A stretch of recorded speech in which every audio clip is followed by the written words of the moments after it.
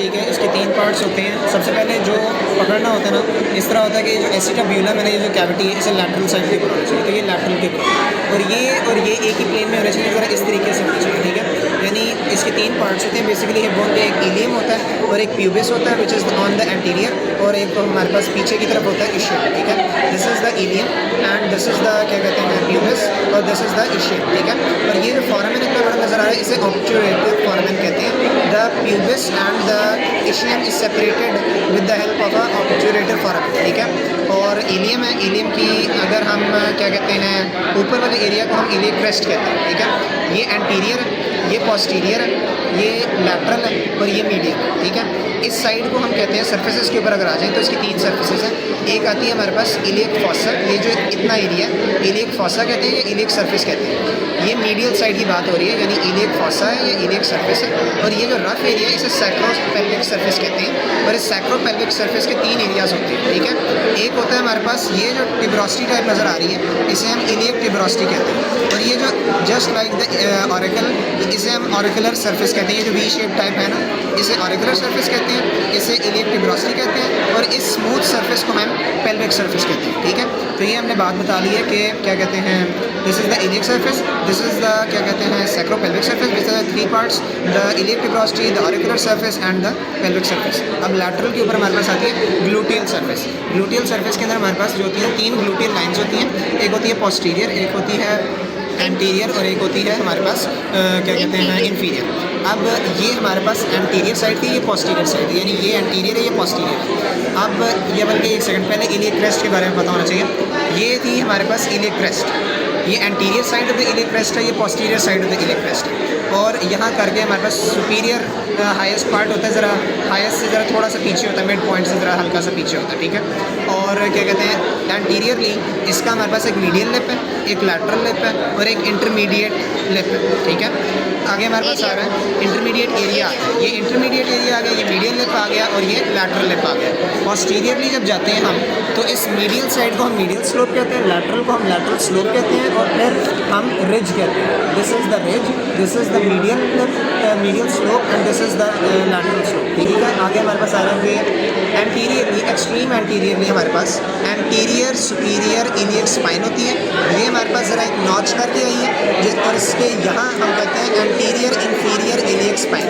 ये anterior superior iliac spine आ गई और ये एंटीरियर इन्फीरियर इलियक स्पाइन आ गई। इसी तरह आप पीछे जाओगे तो ये पोस्टीरियर सुपीरियर इलियक स्पाइन आ रही है और ये फिर हमारे पास एक नॉच आ रही है, फिर पोस्टीरियर इन्फीरियर इलियक स्पाइन आ रही है, ठीक है। ये जो इतनी बड़ी नॉच है इसे हम कहते हैं ग्रेट शार्टक नॉच, ठीक है।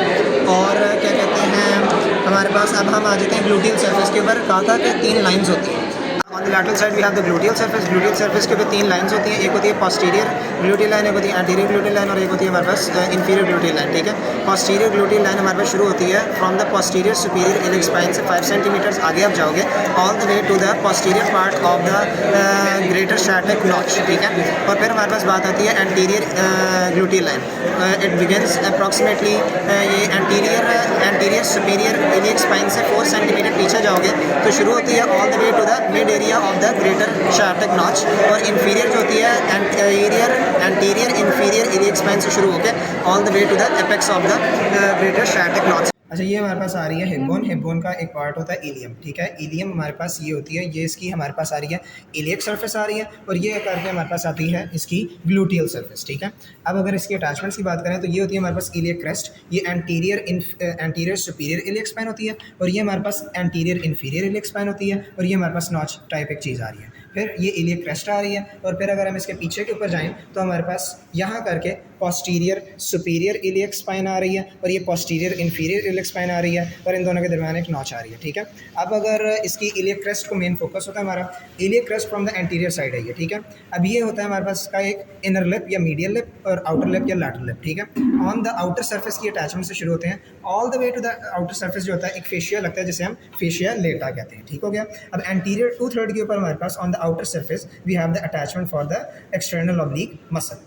एक्सटर्नल ऑब्लिक मसल आ गया और ये जो हमारा हाईएस्ट पार्ट होता है इसके हमारे पास ज़रा पीछे करके लेटिसमस डॉर्साई की अटैचमेंट होती है। फिर अगर हम इसी की इनर साइड के ऊपर आ जाएं on the inner side we have the attachment on the anterior 2/3 के ऊपर हमारे पास अटैचमेंट होती है द ट्रांसवर्स एब्डोमिनस मसल की। इस ट्रांसवर्स एब्डोमिनस मसल से नीचे दो फेशियाज लगे होते हैं, एक होता है फेशिया ट्रांसवर्सालिस और एक होता है फेशिया इलियाका। अब इसकी पोस्टीरियर 1/3 के ऊपर हमारे पास लगी होती है अटैचमेंट क्वाड्रेटस लंबोरम की। क्वाड्रेटस लंबोरम से नीचे एक फेशिया होता है जिसे थोरैको लंबर फेशिया कहते हैं। अब ये इतना बड़ा हमारे पास था इलियाकस फॉसा। इलियाकस फॉसा के ऊपर हमारे पास अटैचमेंट होती है ऑन द 2/3 इलियाकस मसल की, और इससे नीचे ज़रा करके एक बरसा होता है, ठीक है। अब आगे हमारे पास बात आ रही है ऑन द पोस्टीरियर साइड। अब यहाँ जो है सैक्रोपेल्विक सरफेस जो है ना वो नज़र नहीं आ रही, ठीक है ना। यहाँ करके ज़रा ऊपर से कर लूँगी, ठीक है। नहीं नॉर्मल ज़्यादा सुन।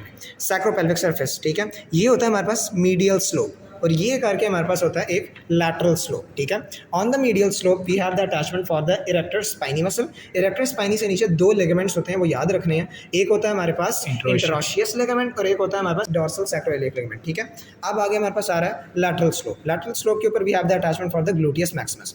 अब हमारे पास यहाँ इतनी डिफाइंड नहीं है, पिछली वीडियो में बताया था कि ये हमारे पास एक क्या कहते हैं पोस्टीरियर ग्लूटियल लाइन होती है, एंटीरियर ग्लूटियल लाइन होती है, इन्फीरियर ग्लूटियल लाइन होती है, ठीक है। पोस्टीरियर से पीछे हमारे पास ग्लूटियस मैक्सिमस होता है, और यहाँ करके हमारे पास ग्लूटियस मिनिमस होता है, मीडियस होता है, ठीक है। और यहाँ करके हमारे पास होता है ग्लूटियस मिनिमस। अब यहाँ फर्ज करो इन्फीरियर ग्लूटियल लाइन, ठीक है ना। इन्फीरियर ग्लूटियल लाइन है, ठीक है। ये क्या था? Anterior inferior iliac spine. Anterior inferior iliac spine के ऊपर हमारे पास straight head of the rectus femoris लगता है, और इन्फीरियर ग्लूटियल लाइन से नीचे हमारे पास यहाँ करके reflected head of the rectus femoris लगता है। Anterior superior iliac spine. Anterior superior iliac spine के ऊपर हमारे पास अटैचमेंट होती है ऑफ द इंग्वाइनल लिगामेंट, ठीक है। और यहाँ करके ज़रा नीचे करके हमारे पास अटैचमेंट होती है ऑफ द सर्टोरियस मसल, ठीक है। अब अगर हम क्या कहते हैं पीछे की तरफ जाएँ तो ये हमारे पास ये सैक्रोपेल्विक सरफेस नज़र नहीं आ रही। सैक्रोपेल्विक सरफेस ये यहाँ अटैचमेंट हुई है, ठीक है। मगर इसके नीचे जो होती है ना ये वाली side, this one I think, हाँ ये होती है हमारे पास पेल्विक सरफेस। यहाँ एक होता है सल्कस टाइप जहाँ पिरिफॉर्मस मसल लगता है।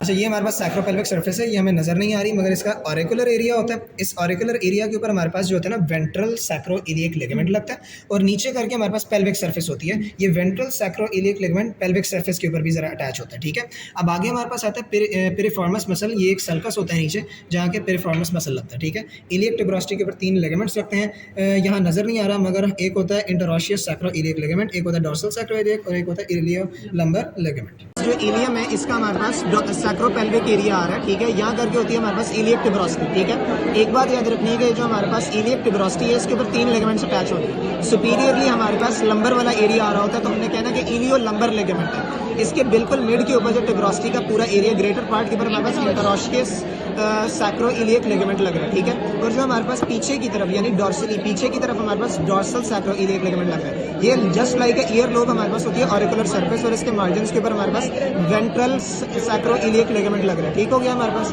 आगे अब हम बात करेंगे क्या कहते हैं, ये होती है हमारे पास ग्रेटर शार्टक नॉच, ठीक है। ये होती है हमारे पास लेसर शार्टक नॉच, ये होती है हमारे पास स्केल स्पाइन होती है, ठीक है। ये जो ग्रेटर शार्टक नॉच है इसके अबव का ग्रेटर शार्टक नॉच हमारे पास होता है पेरिफॉर्मस। आएंगे क्या कहते हैं एंटीरियर इन्फीरियर इलियक स्पाइन आगे की तरफ से, ठीक है। इसके ऊपर हमारे पास लग रहा होता है straight head of the rectus femoris और इलियोफेमोरल लिगामेंट, ठीक है।